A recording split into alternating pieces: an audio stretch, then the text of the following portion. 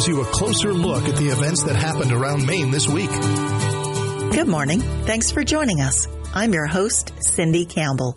There's a house near where I live in Orrington that has a huge front yard, and I've noticed lately they've had fence posts out front, but no fence. So last weekend, I was scouting bargains during Orrington's endless yard sale, and I stopped by Reigning Hope Ranch to find out what was up.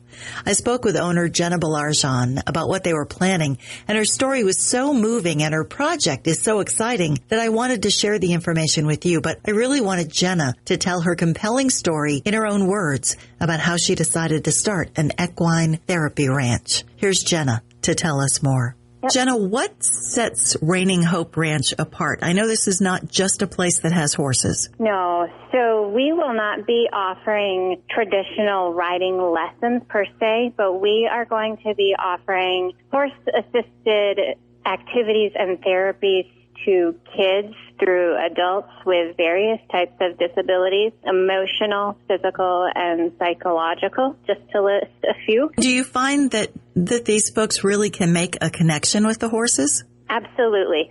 Horses have a very keen sense of awareness to their surroundings as they are herd animals and also prey animals. So they're able to pick up on the slightest changes in body language. They can also pick up on emotions. So they're able to connect on a level with folks because it's all unspoken communication, right, and they can read a person better than another human being can. And so oftentimes they can form a connection with them that really can't be explained in words because it's not developed with words. Okay. I never had much exposure to horses growing up, and living in Orrington and just watching the horses play and the way they interact with my dog when we drive by, and we'll stop and the dog's looking at the horses and the horses are looking at the dogs. They really are very soulful animals, and much more so than I think I ever realized. They are. And if you are given the opportunity to spend one-on-one time with a horse, especially a horse that has the quiet temperament and that has been there, done that, and is really not surprised by too much, you can develop a connection simply by being. And some of my greatest learning moments with horses has just been standing with a horse or sitting with a horse or grooming. You don't have to be partaking in active horseback riding to develop that therapeutic connection. And it's in those quiet moments that the horses will really speak to you in their nonverbal language. Right. Now, how many horses do you have on the ranch? Right now I have 2, and we are currently finishing up one of our fencing projects. We're going to look at a horse tonight who has been offered to us by a retired hippotherapist that is using horses in occupational or physical therapy. And she did hippotherapy for 13 years. She has a horse that did the full 13 years with her and has been living in retirement for a bit, but she has offered her to come to our place to continue on in her career because she just loved spending time with kids and adults in the program. So she will be coming as soon as we finish our fencing project, and then we have room for an additional 3, which we are hoping to take on by winter. As you can imagine, it is not as easy as just going to find a horse that you can ride. We're looking for horses that have quiet temperaments, have experiences with trail riding, with being ridden in an arena, with show environments, because they tend to be noisy and a lot going on. These are horses that are very confident in themselves, which not every horse is, just like people. Right. So it will be a process to try to find horses that will fit in with that type of environment. so that it's a good experience for both the people involved, but also for our horse partners. Okay. And you are in the process right now of getting your nonprofit status, correct? Correct. I have submitted all of the required forms to the IRS, so we are 501 pending currently. Okay. You're located on Center Drive in Orrington. I know my husband and I have been driving by and seeing the posts out front. You mentioned your fencing project. You have posts, yes, but you need fencing and you need some sponsors to help you get that, right? That's right. The fencing is not cheap, and we need approximately 6,500 feet of fencing. So we have gotten about halfway there with what we were able to raise at the yard sale. Okay. So we have about another half to go, which is fantastic because we are able to fence in one side of it, which is super exciting for us. The other expenses that we have are to provide like run-in shelters out in the pastures, just so that there's ample space for horses to get out of the beating hot sun or rain or wind or whatever the weather might throw us, depending on the main day. And then after that, we will be starting the stall construction inside the barn. And that is going to consist of building 4 11 by 13 box stalls. Okay. So you need some people with some fairly deep pockets here, or at least you're hoping for them, right? It is the reality of this business. If I could fork it all out myself, I would. Right. I will be able to provide the horses and the time and the work and the heart into this program, but any horse business is extremely expensive. There's the fencing, there's the horses, there's the feed, the hay, the veterinary bills, the farriers to come take care of their feet, the equipment that we need to upkeep the property. The list is kind of endless and daunting, but I have all the faith in the world and really no doubt that all of the needs will be met. I have such faith in this program. It's going to help a lot of people in need, and I know that the need in this area is great, and there are not enough resources for people that are hurting, either emotionally, psychologically, or even folks with physical disabilities to be able to get outside and do some stuff that just feels normal. There just isn't enough out here. And that's my mission in life, is to provide that. And I know that the more we get going and the more that people can watch us and see us, they're going to feel the same thing I'm feeling. I'm confident of that. Yeah. Well, you definitely have the heart for this. Where did the inspiration come from for Reigning Hope Ranch? Well, I grew up with some abuse in my life and had multiple layers of trauma growing up. I survived a sexual assault when I was a young teen. Wow. And then I ended up in some pretty scary situations as an adult. Okay. And I really got to my rock bottom back in 2018. And by the grace of God, my husband stuck with me because I was truly about to lose everything.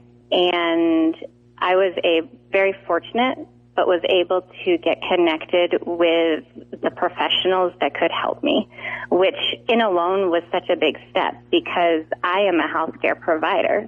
So for me to reach out and ask for help is really hard. And I have a very successful career. And so to admit that I needed help, that was a big pill to swallow for me. Right. But when I started talking to these people that entered my life and were able to help me, I started realizing why life was tough. And I never really understood why I felt the way that I felt. I thought it was normal because that's how I grew up. But I was diagnosed back in 2018 with chronic severe PTSD, with anxiety and depression. And everybody jumped on board to get my symptoms managed and I started working with a phenomenal trauma therapist, and we started the intense trauma work. I was doing therapy anywhere from 2 to 4 times a week, trauma-specific therapy, which is exhausting. And I remember just praying, like, God, just please let something good come out of this, because this is really hard. Right. and I just wanted my story to help somebody. And then this past December, I got to a place that I truly broke down and allowed myself to accept that I was worthy of healing and I deserved it. And I told my husband that we needed to relocate. And I also told him of this incredibly strong vision and feeling I had in my heart that the way that I was going to use my story was to open up a therapeutic equine facility. And he was on board from the beginning. And he started making calls right away to different landowners, and we did not get any opportunities in that form, but he did encourage me to get onto the Orrington Community Board and post who I was and what my vision was, and just kind of explain a little bit more what we would need in a property to support this type of organization. And then that night, a woman here in town messaged me about 4 a.m. and told me that she wanted to sell me her home.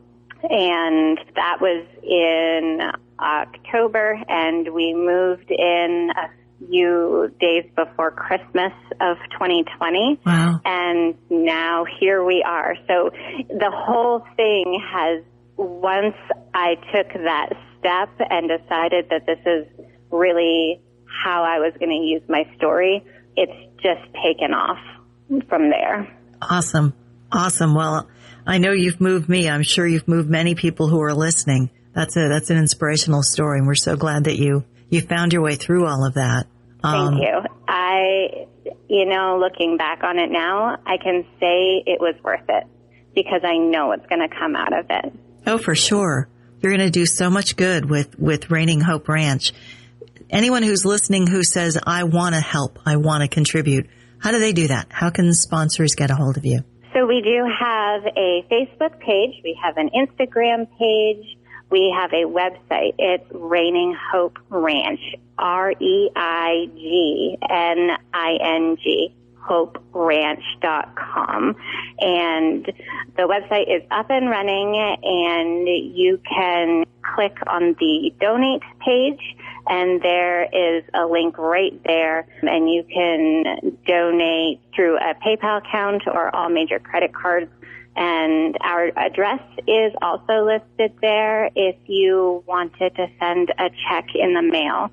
I do want to make note that even though we are in the pending status of nonprofit, once we get the official approval from the IRS, all donations are going to be tax deductible, and that will backdate to when we became incorporated, which was June 1st. Okay. So all donations for this organization will be tax deductible. Okay. And anyone who has someone in their life they think will benefit from your equine therapy can get information there as well. Yes, it's all over our website, how to get in touch with us. And we want to make ourselves very accessible, so we can be reached through Facebook Messenger, we can be emailed, called, you name it, you can get a hold of us. And we will return your message within 24 hours at the longest, but we try to be as prompt as possible. Okay.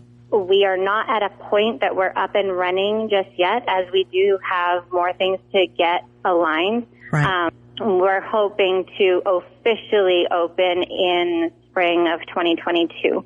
With that said, I have already had numerous people contact me who are interested in services, and what I'm doing is just taking name and contact information and writing a bit about what you have going on, what your story is, what you are looking to gain out of our program, and then I will be in touch with each and every one of the people that have contacted me to get started as soon as we're able to.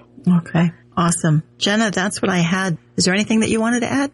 A huge thank you. And I don't think it's by any chance that we met. I think everything happens for a reason, and I'm so glad that we were able to meet this weekend. And I am honored and humbled to have the opportunity, and I just want people to get in touch if they need us, and I'm beyond excited to start giving back to the community.